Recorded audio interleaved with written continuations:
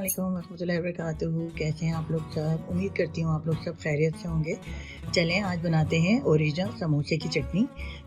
ये हम समोसे के साथ खाते हैं रमज़ान में, या वैसे भी तो बहुत ही मज़े की यूनिक सी रेसिपी है और बहुत ही सिंपल रेसिपी है। तो इंग्रेडिएंट्स मैं आपको दिखा देती हूँ। ये रेड क्रश चिली, ये तकरीबन 2 टेबल स्पून हम लेंगे। उसके अलावा हमें वाटर चाहिए होगा 4 to 5 ग्लास। फिर इमली चाहिए होगी हमें 1/4, या पैकेट का जो 1/4 इमली होती है वो, या फिर हम इसको कह देंगे कि 2 टेबल स्पून इमली तकरीबन होगी। ये जो है सॉल्ट तकरीबन 2 टीस्पून। ये हमें चाहिए होगा फूड कलर, तो ये 1 to 2 टीस्पून चाहिए होगा। उसके अलावा ये कॉर्न स्टार्च है, ये 3 टेबल स्पून। और ये शुगर जो है वो हम तकरीबन 1 बोल ले लेंगे, या फिर जो है वो 1 kg आप शुगर भी ले सकते हैं। तो इस तरह से हम इसको चले देखते हैं कि उसको बनाते कैसे हैं। ये देखें जी, सबसे पहले तो हमें वो पानी जो है हमें एक खुली पॉट या देगची में डालना है। उसके बाद हमें जो है अपनी शुगर उसके अंदर हमें डाल देनी है, ताकि हम उसको देखते हैं कि उस शुगर को डालने के बाद हमें इसको डिज़ोल्व करनी है शुगर को, और उसके बाद फिर आगे का हम प्रोसेस देखते हैं कि शुगर डिज़ोल्व होने के बाद हमें क्या करना है। जी देखें, यहाँ पर आप देखें जो हमने जो शुगर इसमें डाली थी वो अच्छी खासी इसके अंदर मेल्ट हो गई है।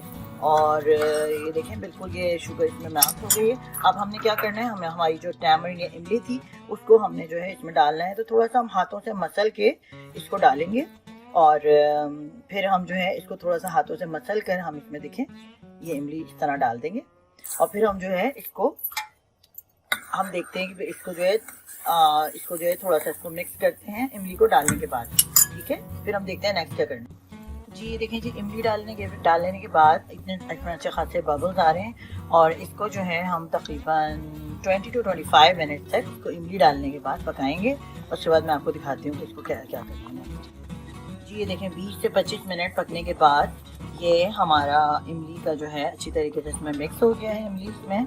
और ये देखें पानी इसको मुसलसल फ्लेम हमारी हाई पे है अभी तक, और ये जो है बॉयल हो रहा है, मुसलसल बबल्स आ रहे हैं इसमें, और इमली अच्छी तरह पक रही है। अब हम क्या करेंगे कि इसमें से जो हमें स्ट्रेन करना है इमली के, ये देखें इसमें आपको नज़र आ रहे होंगे कि इमली के जो हैं वो सीड्स हैं, और इमली की जो स्किन है वो हम इसको स्ट्रेन करेंगे। और उसके बाद हम देखते हैं कि इसके बाद नेक्स्ट स्टेप क्या है।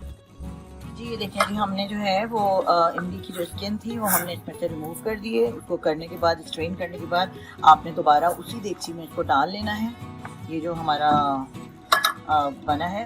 और उसके बाद अब हम जो चीज़ें ऐड करेंगे उसके अंदर मैंने आपको दिखाया था फ्रेश चिली, सॉल्ट, और हमारा जो फूड कलर है तो वो हम इसके अंदर मिक्स कर लेंगे। और इसको मिक्स करने के बाद हम तकरीबन इसको 20 मिनट तक इसको दोबारा से हम इसको पकाएंगे। ठीक है जी, 20 मिनट एटलीस्ट इसको हम पकाएंगे, और फिर हम देखते हैं नेक्स्ट क्या करना है। जी ये देखें जी, इसमें बड़ा अच्छा सा अब ये देखें कलर आ गया है। ये देखें हमारा जो है ये बहुत अच्छा सा बन गया है। 20 मिनट्स हो गए हैं इसको बनते हुए। ठीक है, अब हमने क्या करना है नेक्स्ट स्टेप, ये जो मैंने आपको कॉर्नफ्लोर दिखाया था, कॉर्न स्टार्च सॉरी, ये जो मैंने आपको दिखाया था, ये हमने जो है ये देखें हमें इसके अंदर आहिस्ता आहिस्ता इसमें ऐड करना है। इसको हम क्या करेंगे वाटर के साथ या पानी के साथ थोड़ा सा इसका मिक्सचर की तरह बना लेंगे, ताकि वो जो है कॉर्न स्टार्च जो है इसमें मिक्स करेंगे। लेकिन हमें थोड़ा स्लो इसमें आहिस्ता आहिस्ता मिक्स करना है, एकदम से इसमें मिक्स नहीं करेंगे, क्योंकि क्या होता है कि अगर हम एकदम से इसको मिक्स कर लेते हैं तो क्या होता है कि इसकी जो कंसिस्टेंसी है वो बहुत ज़्यादा थिक हो जाती है। तो वो भी हम कर सकते हैं कि हम थोड़ा सा वाटर ऐड कर देंगे, पानी बाद में ऐड कर देते हैं अगर कंसिस्टेंसी बहुत ज़्यादा थिक हो जाती है। लेकिन अगर हम पहले से ही अगर हम केयर कर लें तो वो ज़्यादा बेटर होता है। तो इसमें हम आहिस्ता आहिस्ता इसमें कॉर्न स्टार्च मिलाते हैं, वो जो मैंने वाटर का बनाया, पानी से जो मिक्सचर जो बनाया है, और फिर उसके बाद हम देखते हैं कि उसके बाद नेक्स्ट स्टेप क्या है।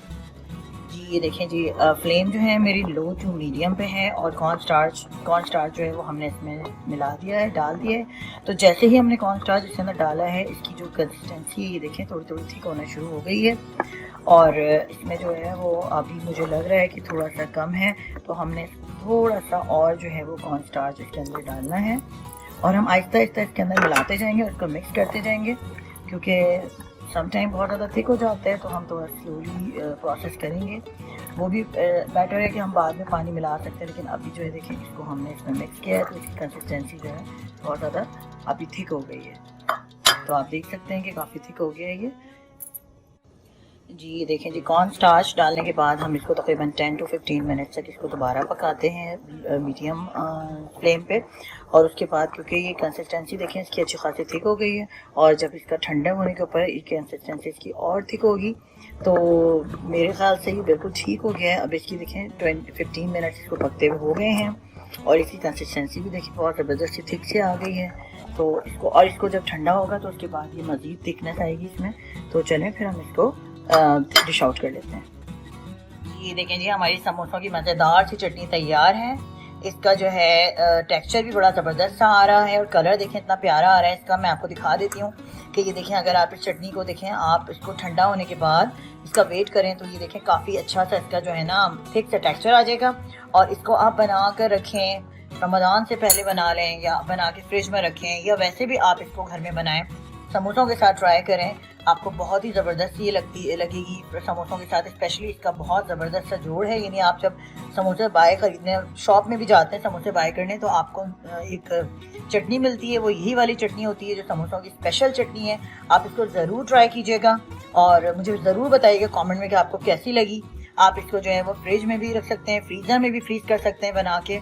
और प्लीज़ आप ज़रूर शेयर कीजिएगा कि आपको कैसी लगी, ज़रूर बनाइएगा, और रमज़ान में बिल्कुल आराम से समोसों के साथ खाइएगा, ज़बरदस्त होगी। और अगर आप वैसे भी खाना चाहते हैं समोसे, जैसे नॉर्मली आप शाम में सम टाइम हमारा दिल कर रहा होता है कि हम चाय के साथ खाएं, तो आप ज़रूर ये चटनी बना के फ्रिज में रखें और मुझे ज़रूर बताइएगा। दुआओं में याद रखिएगा इंशाअल्लाह ताला। और thank you for watching the video. अस्सलामु अलैकुम वरहमतुल्लाहि वबरकातुहू।